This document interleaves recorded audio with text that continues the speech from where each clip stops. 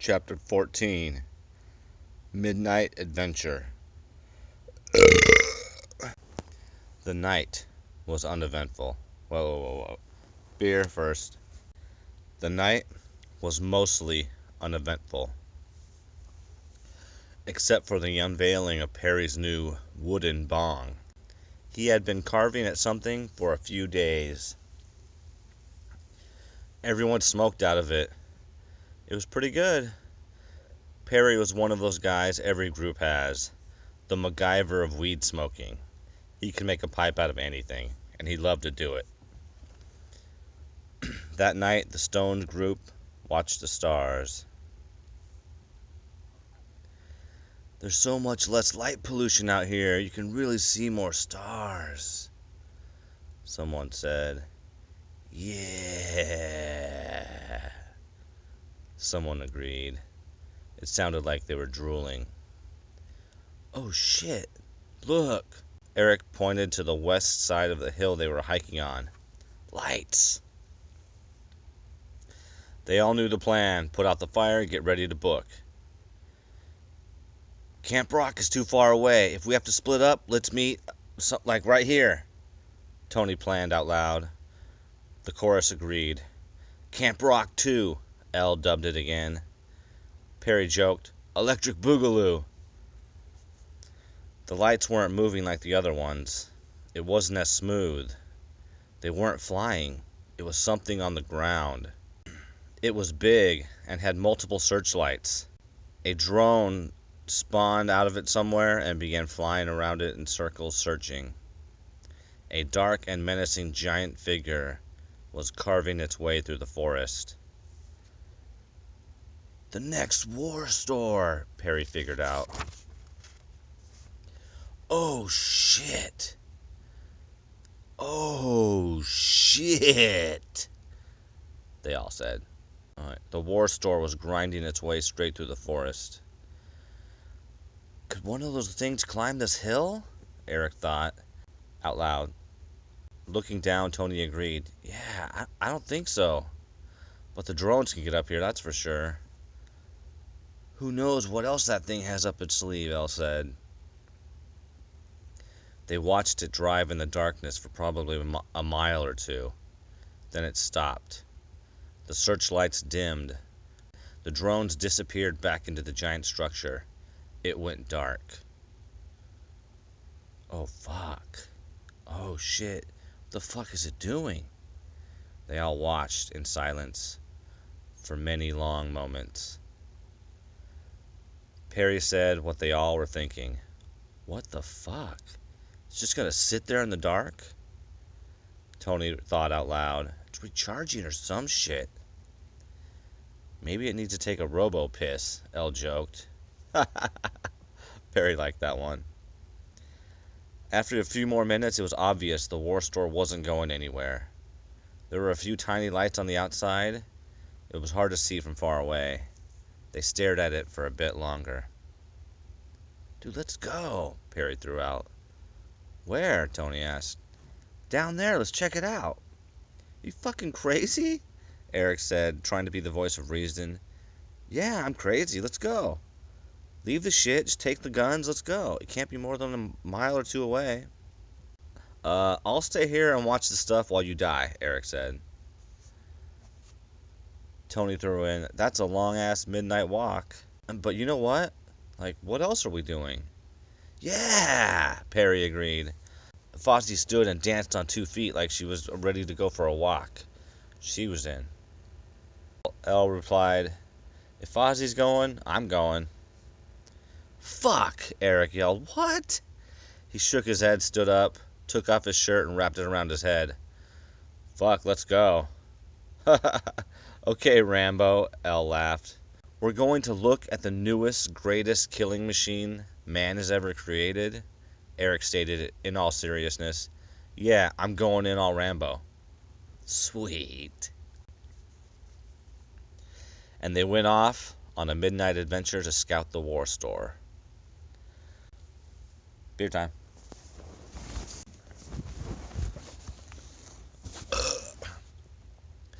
They walked for a long while.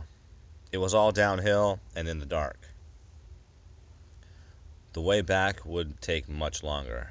They all knew that. It was around 1 or 2 a.m., Tony guessed, by the moon. After a few miles of walking, with the aid of gravity, they approached the small clearing the war store was, quote, resting at. It sat there, its dark, evil silhouette towered over the tops of the trees, unmoving. As they got closer, it got bigger, until it almost looked like they were standing at the foot of a giant pyramid. Holy fuck! Look at that thing, Eric noted. They all stopped in their tracks to admire the massive machine, forged by combining the needs of consumerism and war. It looked like the best CG, taken out of the best science fiction movie. A few lights blinked near the top, probably so planes wouldn't crash into it at night. There were a few other tiny lights, but it was obvious this thing was in some sort of night mode, not wanting to be seen. It had little guns scattered around the bottom, probably anti-personnel. Many of the weapons were hiding behind panels. They had witnessed that firsthand at the massacre, or sale, whatever you want to call it. Perry whispered, "Straight out of Terminator." Tony corrected him. HKs and Terminator aren't that big, man. That's bigger. Perry corrected the statement. "Straight out of Terminator. On crack." They moved from cover to cover, staying out of sight as often as possible, knowing that it could be watching them any moment. Finally, they reached a tree line that encircled the war store. There was no way to get closer without going out in full sight. No one wanted to do that. Each person had to split up and take cover behind individual trees. They sat, looking at the giant machine as it rested, a medium humming sound emanating from it. When it was off, Tony imagined how loud it must be when it was on. "Okay, see it? Let's go." Eric had had enough. They heard a whooshing sound, like a Star Trek door, from the middle front of the war store, a place they couldn't see from their position. Some red lights rolled out, like Terminator eyes, attached to some dark silhouettes. Fozzie didn't like that, and she tried to leave. Tony held her collar tight as she tried to wiggle free. The two silhouettes grew as they came in their direction. Everyone sat motionless in awe and fear. The figures finally entered enough light for them to see details. 2 motherfucking robots! Eric looked over at Elle with his eyes as wide open as possible, possibly even wider than that. Everyone else was silent and unmoving. One robot was tall and skinny, the other was short and round. The short one kind of looked like an off-road R2-D2 mixed with a Mars lander. It had 6 wheels. They looked like they could run over nails all day and be fine. The body was the R2-D2 looking part, wider than tall, so not a perfect circle.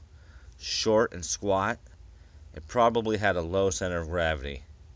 The head didn't spin, but it looked like it had, quote, eyes that went all the way around, 360 vision. Its face had a few different lights, some blinking, mostly red, a few green, some scanning back and forth like Kit from Knight Rider. Along its body were many compartment-looking shapes. No doubt it had retractable arms just like its Star Wars buddy. It seemed to have a scowl, if robots could scowl. The other was tall and lanky. If you had to pick a robot it resembled, it would be a mix between IG-88 and a T-800 endoskeleton. But it was probably 10 feet tall. It walked bipedal. Its feet were more like points than feet. Its IG-88 head swiveled. It looked like it also had 360-degree vision. It had unusually long arms that hung below its knees like a gorilla, even though they were long and skinny like the entire robot. It moved in a jerky walk, slowly starting a step, then finishing it quickly and heavily, almost like freaky stop motion. Not a graceful walk, but very non-human and intimidating and monster-like. The two robots walked in a strange unison, one rolling, one jerking and looking, they both scanning around them. The group had seen a lot of crazy shit in their lives, but this was too fucking much. Eric got a case of space madness, even though he wasn't in space. Maybe you could call it robot madness, but he fucking lost it and he took off running. To the terror of the rest of Eric's fellowship, both robots stopped and focused their direction directly on Eric. Fozzie scrambled again to get free, twisting around and making too much noise. She got free from Tony and she sped off in the same direction as Eric. The small robot made a beep and dirt shot out from behind it as it peeled out on the forest floor. Its body sank a bit as it sped off, and it kind of transformed or something and resembled more of an off-road dune buggy than its former self. The tall robot bounded in long, jerky strides behind it. As the robot duo reached the forest edge, the big robot jumped up an amazing height and stuck its two pointed feet in two different trees. Both trees crunched, made loud snapping noises, lurched, and almost collapsed. But the tall robot was just getting a better vantage point. It looked, and then jumped again, this time to the ground. Both trees it used snapped and crackled down to the forest edge. Their use was done. The ground rumbled as its spiked feet landed in the earth. Perry, Elle, and Tony looked back. The whole scene was in view. Eric was running as fast as possible, looking over his shoulder every few steps. Tiny Fozzie running her motor as fast as she could, making her own little wake of dirt. She was actually catching and passing Eric. Behind them, the short robot was ripping through the forest, hitting bumps and catching air, but handling it like an expert kid on an RC course he knew by heart. The tall robot was bounding jerkingly through the forest like the giant tall robot it was. What do we do? Elle didn't know. Go! Go! Perry took off, pulling his shotgun around and getting ready. Tony took out one of his pistols and followed. Elle followed in stride. Tony thought about firing at them or firing it in the air to distract them. It's too dangerous, he thought. Tony and Perry ran next to each other for a second. Ball 3, baby, they both thought. Beer time. I'm going to put Elle in that sentence after this beer.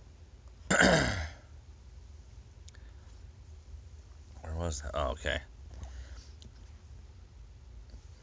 Tony, Elle, and Perry all ran next to each other for a few strides.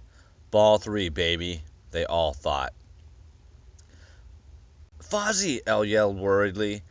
The chase was unfolding in front of the group. Perry and Tony contemplating every second if they should shoot.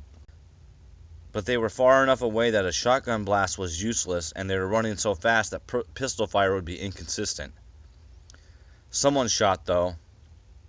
It sounded like a dart gun or something, an automatic dart gun. Puffs of dirt mixed with electricity popped around Fozzie. No! Elle screamed, pointed, and slowed down. Elle thought the Foz was gone. But she wasn't. Whatever they shot her had missed. The little bitch sped up, shifting into a gear that no one knew she had, and Fozzie passed Eric at the bottom of the hill and took off up the hill. Damn you, little bitch, Eric thought as she passed him. There was no Juicy for Eric to outrun this time. The robot closed on him. He was dead tired after a few hundred meters. A druggie running at full speed doesn't last very long. He was their new target. The small robot continued zipping through the forest like a pro, leading the chase, catching air over roots and bumps, but never losing control in any way. The tall robot strode jerkily behind it in heavy, spiky steps. The dart sound quickly went off 3 times again. Eric was hit mid-stride and dropped like a stiff bag of electric potatoes. Elle stopped again. Tony had stopped when he saw Eric fall, but then aimed his pistol and started running towards them when he saw Eric was still struggling. Perry was closing in also, shotgun in hand. They were still more than 100 feet away, but closing quick as Eric and the robots were no longer moving. Eric was dazed from being tased, but he recovered quickly and tried to scramble up the rock face at the bottom of the hill. He was quickly halfway up as the R2-D2 robot rolled up to the rocks. He scrambled up just as the R2-D2 robot rolled up to the rocks, but it could do nothing with its wheel. But it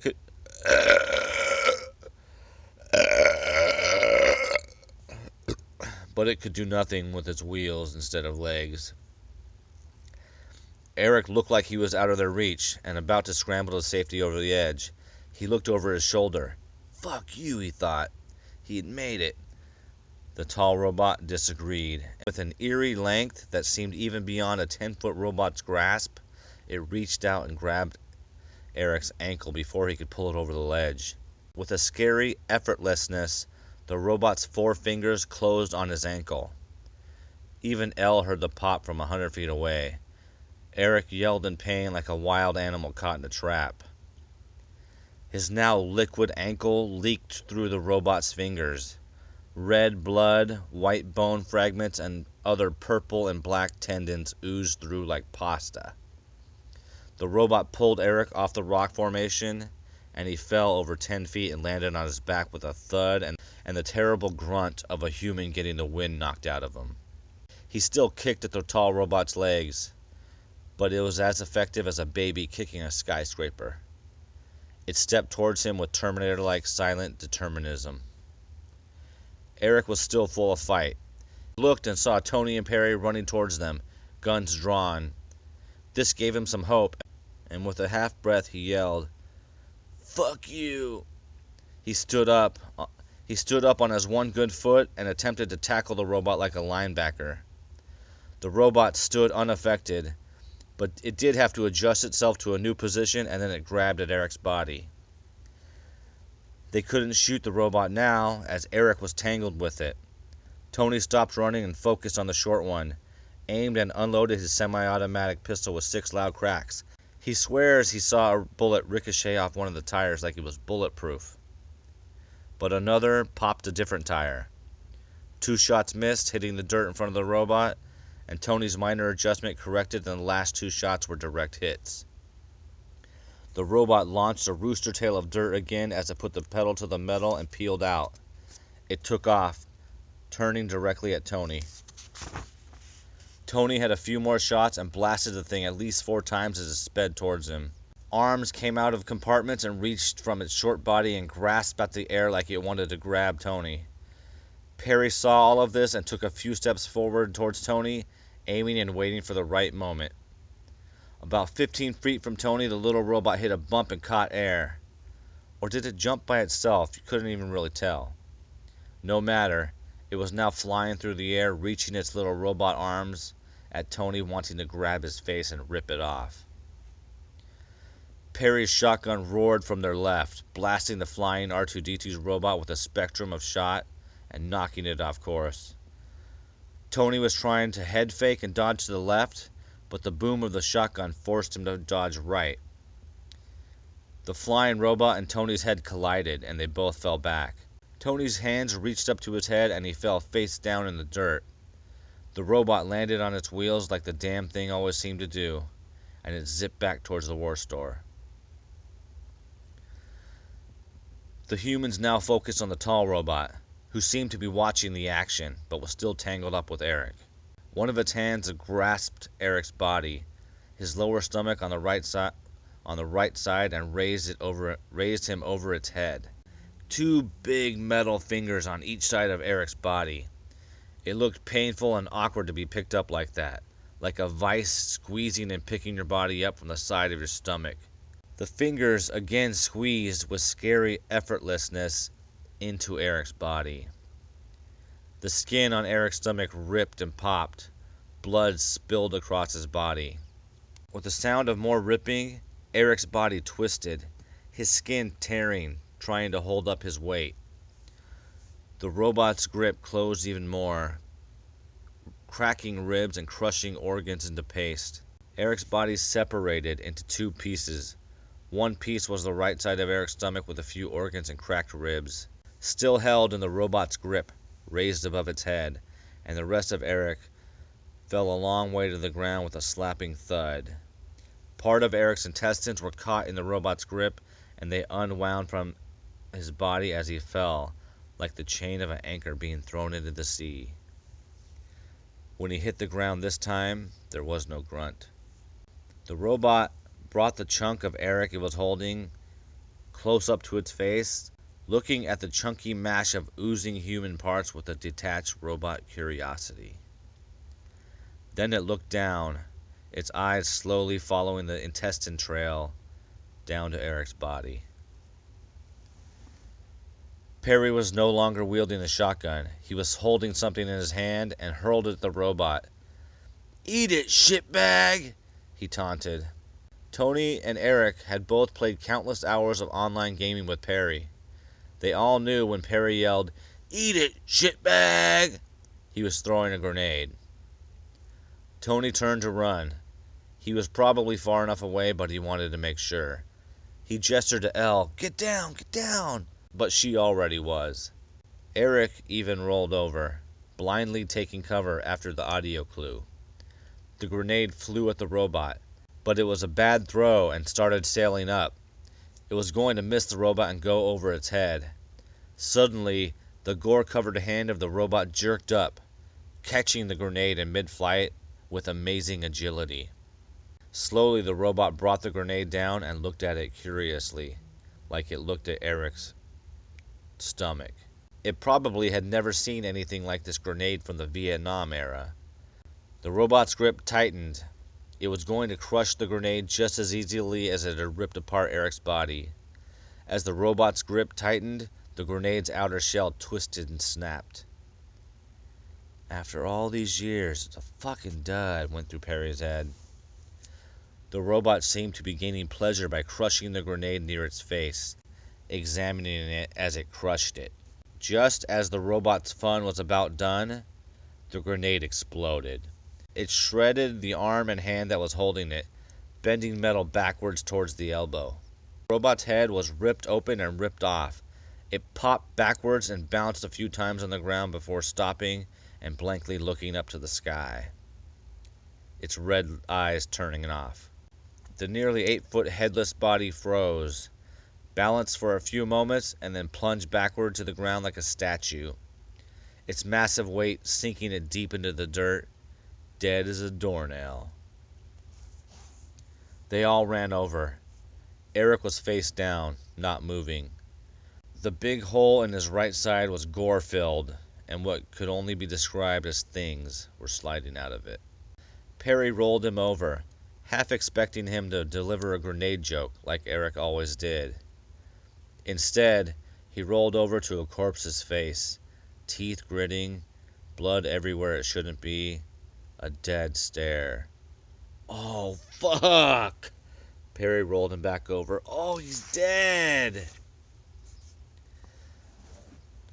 Tony was looking at the tipped-over, headless, tall robot. Its severed neck was almost like a human throat, but with black, oily liquid instead of blood. There was blood splattered on the robot's chest, probably Eric's. Then he saw a bit of blood drool out from behind a cracked piece of the robot's metal outer shell. He reached down and tried to peel a piece of its outer armor back. It was thin but tough and didn't want to bend. He pulled harder, but it wouldn't bend. He kicked at it and it ripped his shoe. Perry ran over. "Fucking piece of shit!" Pulled out his shotgun and blasted the robot corpse with a point-blank shotgun blast to the chest. The corpse barely moved, but a chunk of its outer armor ripped off, and it was bloody underneath, not oily. They all exchanged glances of disbelief and got closer. They could see skin, at parts interwoven with tubes or machinery. They dug at the metal, uncovering as much as they could. There was a human in there, or at least part of one. It was a human chest, all the way up to the neck. Then above that, it was a robot. The chest went down to around the belly button level, but it didn't have a belly button. And below that was machine also. Fucking thing's a cyborg! A robot with a human chest inside? What the hell? Elle noticed. Look how long it is. She pointed at the side of the chest, and her finger rose as she began counting each rib. She got up to 20 ribs before being too grossed out to continue. Oh, it's not human. It's not a real human. About 100 yards away, the forest floor lit up in spots, searchlights shining through the forest cover. 2 drones were heading their way. No one had to say anything. They all took off in the general direction of running up the hill. They all knew where to meet, at Camp Rock 2, hoping Fozzie would know the same thing. They had to leave their friend's body behind. Eventually, they made it up to the camp. Fozzie was already sitting there, almost with a smile, but panting heavily. The drones didn't follow them. Holy shit! Where are we, in some fucking fantasy world? Cyborgs? Cannibals? Seriously? Perry let out. I mean, should we turn around? People are dead now, Elle asked. Tony just shook his head. He didn't know. Perry was opening his fear and loathing suitcase. He got out a mirror, lined up a bunch of white stuff, and did a giant line. He stood up and danced in a circle after, motioning to Elle and Tony like it was their turn. Woohoo! Oh, oh, oh, oh. His nose grimaced. He looked at Tony and Elle. It's what Eric would have wanted. They obliged. Tony grabbed the mirror and held it out for Fozzie. She licked it clean. Her nose wrinkled, and she made a questioning face. Perry's eyes were wide open. His face, you could say, looked wide open.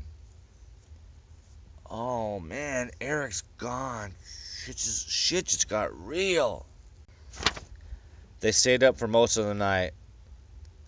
They told stories about Eric and talked about their next course of action. It seemed like they all wanted to stay and go on. They were on a quest now. A quest to at least see this mysterious tower and where all this crazy shit was coming from. They were gunslingers, like Roland. They had not forgotten the face of their father. They were in a fantasy land after all, some strange forest that had been here all along.